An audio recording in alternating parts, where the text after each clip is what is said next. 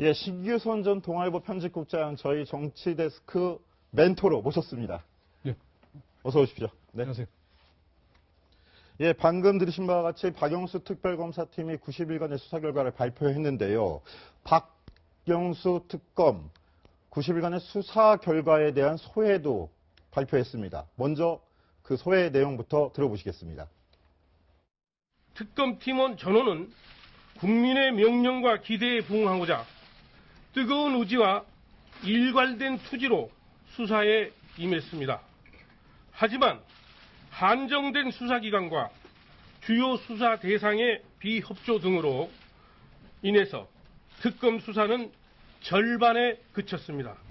다시 한번 국민 여러분께 죄송하다는 말씀을 올립니다. 이제 남은 국민적 기대와 소명을 검찰로 되돌리겠습니다. 수사기간 동안 국민 여러분께서 보내주신 뜨거운 지원과 격려에 진심으로 감사드립니다. 감사합니다. 예, 지금 박영수 특별검사의 수사 결과 발표 내용을 들어보면 수사 결과가 절반에 그쳤다. 이게 통상의 검찰 수사 결과 발표랑은 좀 다른 내용인데요. 낱낱이 파헤쳤다가 아니라 절반에 그친 수사였다. 이런 소회를 밝혔습니다. 먼저 신규선 멘토님 어떻게 보셨습니까? 오늘 수사 결과 발표. 제가 볼 때는 절반의 성공에 그쳤다 그러는데 아시다시피 특검은 대부분 실패하는 경우가 많거든요. 그런 의미에서 특검 책임자가 절반에 그쳤다고 하는 것은 겉으로 볼 때는 뭐 미진한 점이 많다라고 할 수도 있지만 내심으로는 제가 볼 때는 뭐 자기들끼리 술 먹을 때는 이 정도면 되지 않았겠나라고 얘기할 그런 가능성이 저는 대단히 높다고 봅니다. 예, 그렇군요. 그래서 저희가 그 특검 최종 수사 결과 발표 90일간의 대장정 발표를 핵심만 한번 짚어보겠습니다. 자, 첫 번째, 수사 결과 발표 어쩔 수 없이 늦어졌다라고 그랬죠. 그리고 박 대통령 최순실과 433억 원의 뇌물 공범이다. 자, 박 대통령과 최순실 씨 공범이라고 표시를 하고 최순실 씨 일가 재산 많이 그동안 궁금했었는데 2,730억 원. 어마어마한 액수입니다. 예. 세월호 당일 박 대통령 미용 시술을 여부는 확인하지 못했다. 이렇게 좀 정리가 되는데요. 그 첫 번째 수사 결과 발표 어쩔 수 없이 늦어졌다. 이 내용을 굳이 설명한 이유가 뭘까요? 이현수 기자. 네. 조금 조심하는 모습이 보였습니다. 제가 오늘 특검 발표를 봤을 땐요. 박영수 특검이 비장한 표정으로 매우 진지하게 발표하긴 했지만 조금 어느 부분이 조심스러워 보인다고 할까요? 표현 부분에도 그렇고 질의응답을 따로 받지 않은 부분 그리고 아까 좀 전에 뭐 고모님께서도 말씀하셨지만 그 절반에 그쳤다라는 것이 약간은 겸손의 의미로 해석이 됐습니다. 지금 박 대통령 부분에 대한 수사도 조금 덜했고 그 부분에서는 약간 만족하지 못한다 이런 느낌을 지울 수가 없었습니다. 그러니까 수사 비협조 부분도 얘기를 했었죠. 박영수 특별검사가. 근데 이번 특별검사 발표에 대해서 청와대도 할 말이 좀 많을 것 같은데 청와대 반응 어떤가요? 네, 청와대는 공식적으로는 입장을 내놓지 않았습니다. 유영하 그 특검 변호인에게 들으라고 했고요. 오늘 유영하 변호인이 그 특검 발표 이후에 지금 기자들에게 보내온 입장이 52페이지에 달합니다. 뭐 조금 전 말씀하셨듯이 아까 특검 발표가 100페이지였는데요. 그 절반 이상에 달하는 양을 이미 그 사안에 대해서 조목조목 반박하는 서류를 준비해놨다고밖에는 볼 수 없는 이런 준비된 답변을 보냈는데요. 그러니까 청와대 기류는 조금 이제 연락을 해보니 매우 안 좋습니다. 우선 뭐 태생적으로도 정치 특검이란 한계가 있지만 이번에 박영수 특검의 발표가 상당히 정치적으로 느껴진다. 그리고 왜 이렇게 늦게 발표를 하느냐. 현재 지금 심판 탄핵 선고가 앞두고 있는데 이렇게 늦게 발표를 하는 게 무슨 의도가 있는 거 아니냐. 매우 기분이 안 좋다. 이런 격앙된 분위기였습니다. 아, 그렇군요. 좀 전에 이현수 기자가 설명을 해줬지만 유형아 변호사죠. 박근혜 대통령의 변호인단을 이끌고 있는 유형아 변호사가 내놓은 자료를 저희가 보면 법원에서도 부자지간에도 인정하지 않는 경제 공동체라는 걸 박근혜 대통령하고 최순실한테 그렇죠. 적용을 했다. 이거에 대해서 불만을 내놨고 또 뇌물수수죄에 대해서 황당한 소설이다. 이렇게 거의 뭐 직설적으로 비판을 했습니다. 그렇죠. 뭐 박 대통령이랑 특히 공모를 했다는 부분에 대해서 그 대통령 대리인단 다른 대리인단과 통화를 해보면 도대체 어떤 부분이 공모냐, 구체적으로 밝혔어야 되는 것 아니냐, 그리고 고영태 부분에 대해서도 왜 구체적으로 조사를 하지 않고 밝히지 않느냐, 상당히 불만이 많은 모습이었습니다. 서한영 기자, 지금 방송 직전에 유영하 변호사랑 통화도 하고 왔죠. 네. 유영하 변호사 입장은 어땠습니까? 직접적으로? 일단은 뭐 오늘 많은 통화를 해서 그런지 몰라도 현재 컨디션이 썩 좋지 않아서 자세히 설명하긴 좀 그렇고 자기가 준비한 52페이지의 어떤 이 자료를 통해서 자신의 입장을 좀 이해해달라. 또 조금 더 상황이 지나면 좀 더 구체적으로 설명을 하고 억울함을 토로할 수 있는 기회가 있을 것이다. 뭐 이런 입장을 다시 전해왔습니다. 야, 오늘 그 서열 발표 중에서 또 한 가지가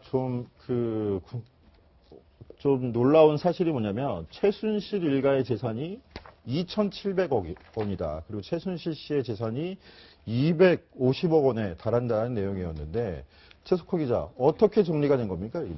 그러니까 최 씨가 소유한 건물과 토지가 228억 원 상당이라는 겁니다. 지금 제가 신사동에 있는 그 건물을 직접 최순실 사건을 하면서 가봤는데 그것이 사실은 250억, 좀 내려와서 200억이었어요. 근데 특검이 하면서 77억 원의 동결 조치를 했기 때문에 약간은 재산이 줄어든 겁니다. 그리고 뭐 정수장학회라든가 이런 부분에 대해서 최 씨 일가가 모두 한 것이 모두 이렇게 소유하고 있는 것이 모두 합쳐서 2,230억 원이다. 이렇게 밝혔거든요. 어마어마한 숫자죠. 그리고 또 있습니다. 500억의 금융자산. 500억의 금융자산이라고 하면 엄청나지 않습니까? 그러면 그 400억대의 삼성에서 뇌물을 받은 것, 그것이 합쳐서 될지 아닐지에 따라서는 더 증가할 수 있다. 이렇게 말할 수 있겠습니다. 네, 지금 말씀하신 것처럼 이 금액과 기준이 국세청의 신고가를 기준으로 했기 때문에 실제 자산으로 확인을 했을 경우에는 더 가치가 올라갈 수밖에 없을 겁니다. 다만 이 부분에 대해서 범죄 혐의액으로 특정을 해서 동결 조치한 게 77억 원에 불과한 것은 아까 말한 대로 범죄 혐의와의 연관성을 확인을 하지 못했고 또 확인하지 못한 이유 중에 하나는 과거 90년대 또 80년대에 이뤄진 재산 축적이 많기 때문에 이를 입증하기가 어려웠다라고 특검은 설명했습니다. 77억 원밖에 동결을 못했다. 지금 특검의 가장 관심 수사 대상 중에 하나가 박근혜 대통령과 최순실 일가가 공동 경제 운명체였느냐였는 건데 결국 그걸 밝혀낸 건가요? 그러니까 이 경제 공동체였다라는 거는 밝혀냈다는 여부보다는 판단이라고 봐야 될 것 같습니다. 즉 박 대통령과 이 최순실 씨가 재단을 운영하는 과정에 있어서 공동으로 공모를 했고 또 이 과정에서 얻을 수 있는 이익에 대해서 함께 누리려 했다라는 게 경제 공동체라는 표현을 할 수 있는 건데 이 경제 공동체라고밖에 할 수 없는 이유는 제3자 뇌물을 적용하려고 그러면 이 공범으로 적용을 했기 때문에 무조건 경제 공동체가 성립이 돼야만 합니다. 그게 안 될 경우에는 박 대통령에게 이 혐의를 적용할 수가 없기 때문에 이 특검 입장에서는 무조건 경제 공동체다라고 판단을 내려놓고 수사를 시작할 수밖에 없는 상황이었습니다. 신고모님, 지금 특검이 내놓은 보도자료 100페이지, 여기에 반박하는 변호인단의 52페이지짜리 반박문. 첨예한 공방이 또 펼쳐질 것 같은데요. 뭐 당연하다고 보는데요. 지금 특검의 가장 중요한 그 뼈대는 뭐냐면 아까 경제 공동체라는 말을 썼는데 말이 좀 어렵죠. 네. 간단한 얘기로 지갑을 같이 썼느냐 말았냐 네. 거거든요. 예를 들어서 어떤 한 지갑을 놓고 최순실 씨도 빼쓰고 그다음에 박근혜 대통령도 빼쓰고 또는 돈을 넣을 때는 같이 넣고 따라서 이것이 결국은 같은 집안에서 같이 사는 사람들께 같은 돈이다. 그렇기 때문에 A가 받은 돈은 B가 받은 돈이나 마찬가지다라는 논리가 특검 논리거든요. 그러니까 결국은 최순실 씨가 삼성으로부터 받은 돈도 있는데 제가 볼 때는 거기에 대해서 변호인단은 끝까지 싸우겠다는 의지를 분명히 밝힙니다. 그러니까 50페이지 분량이라는 부분이 제가 볼 때는 결국은 뭐냐면 그 경제 공동체를 깨트리는, 그러니까 잘못을 안 했다는 것이 아니라 뇌물수수 부분에 대해서는 내가 볼 때는 법으로서는 따져보겠다, 싸워보겠다는 명백한 의지를 밝힌 것으로 보기 때문에 앞으로 이 부분과 관련해서 공소 유지를 얼마나 잘 될지 이 부분이 달려있다 그렇게 봅니다.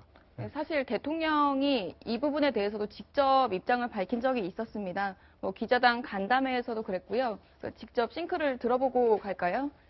그 대통령이 이제 그 경제 공동체 아까 뭐 고모님이 지갑을 같이 쓴다라는 표현을 하셨는데요. 네. 대리인단에서는 그 지갑을 같이 쓴다는 증거로 제시를 한 것들이 뭐 27년 전 이제 집을 계약할 때 대신했다 이런 의혹들을 아니 얼마나 제대로 된 증거를 찾지 못했으면 27년 전 이야기를 하느냐라고 얘기를 하고 있거든요. 저희 직접 한번 변호사 얘기를 한번 직접 들어보시죠.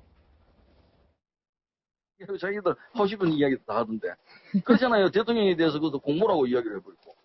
그리고 공모라고 한다면 국민이 납득할 수 있도록 어떤 거기 때문에 공모다. 네. 이런 내용을 설명을 해야 될 거 아닙니까? 만약에 할 거라면은. 그런데 그것도 아니고 자기들 혼자서 그냥 공모다.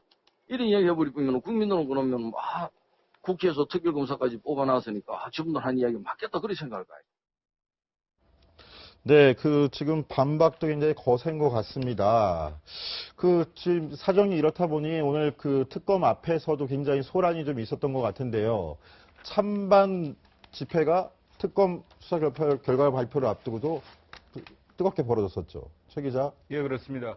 지금 수서경찰서가 한개 중대 80여 명의 의경을 배치를 해서 혹시 모르는 상황에 대비를 했습니다. 그런데 박근혜 팬클럽이죠. 박사모에서 공습 경보를 발령했습니다. 오늘 2시에 특검이 수사 발표를 할 건데 모든 언론은 이걸 보고 다 쓸 거다. 그러니까 우리가 이걸 막아야 한다. 이렇게 얘기를 하고 있거든요. 보면 굉장히 지금 이런 특검 수사 결과 발표 등을 두고 박사모나 어떤 박근혜 팬클럽 측에서는 과격한 양상을 보일 가능성도 있습니다. 얼마 전에 박사모 회장은 이정미 권한대행의 집을 공개하기도 했고요. 그 다음에 장기정 자유청년연합 대표는 박영수 특검 집에서 야구방망이 집회를 벌이기도 했습니다. 그러니까 이제 헌재의 탄핵소추 선고를 앞두고 좀 더 박근혜 대통령 측에서는 좀 더 이렇게 과격한 양상을 보이고 있는 것으로 보입니다. 좀 전에 말씀하실 때 박근혜 대통령 측이라고 말씀하셨는데 박근혜 대통령이 직접 거기에 연관이 돼 있거나 이런 건 아니겠죠. 박근혜 대통령을 지지하는 일부 과격 단체의 발언인 것 같고요. 자, 사정이 이렇다 보니 수사 결과를 직접 발표한 박영수 특검의 신변 문제에도 좀 걱정이 되는 부분이 있었는데 서 기자, 어제 박 특검 자택을 직접 취재하고 왔다 그랬죠? 네, 다녀왔습니다. 예, 그 영상 먼저 보시겠습니다.